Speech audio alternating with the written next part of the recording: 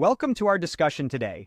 I'm Ryan Chan, the CEO and founder of UpKeep. In this video, we're going to investigate the significance and real meaning of the term made in the USA. We will explore the manufacturing requirements needed to claim this status and the implications it has on tax credits and bonuses. Get ready to dive deep into the complexities of this topic and discover some surprising facts. Let's discuss how this term impacts not just businesses, but also consumers like you and me. Today, we're diving into the intriguing topic of what made in the USA really means and why it's important. This topic has been making headlines recently, as we've seen a lot of debate around the actual manufacturing requirements needed to take advantage of tax credits and bonuses. For instance, solar projects could receive a 10% bonus in tax credits if enough of their equipment was made domestically. But here's the catch. Most of the components, like solar-grade silicon, glass, steel, and aluminum, are made in either China or Southeast Asia. So what does Made in America really mean, and why should we care? Let's find out.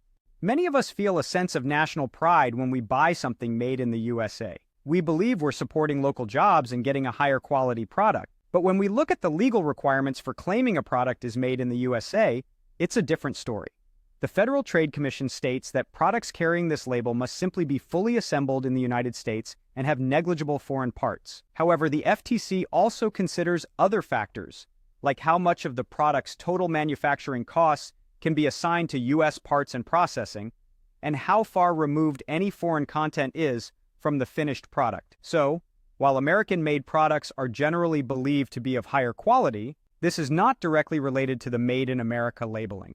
Now let's take a step back and look at the history and purpose of country of origin labels. These labels started in Germany when the country began industrialization and wanted its citizens to know which products were imported. In the United States, the Tariff Act of 1890 was expanded to the Tariff Act of 1930, which began requiring country of origin labels. As globalization continues to increase, the labeling system has become extremely complex, depending on the industry and state and federal regulation. For instance, most food must be labeled with country of origin designations. However, beef can be labeled as a product of the U.S., as long as slaughtering or packaging occurred domestically. We're also starting to see more detailed labels like assembled in the United States with components from Mexico.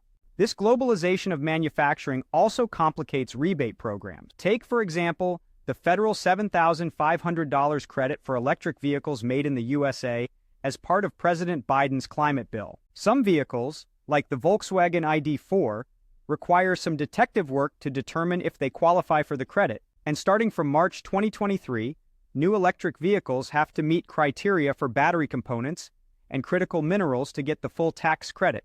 But here's a thought. Should Made in the USA represent higher quality and better reliability? When we consider whether we would buy a product simply because it was made in the USA, yet identical in terms of quality and reliability to a less expensive foreign-made product, would we?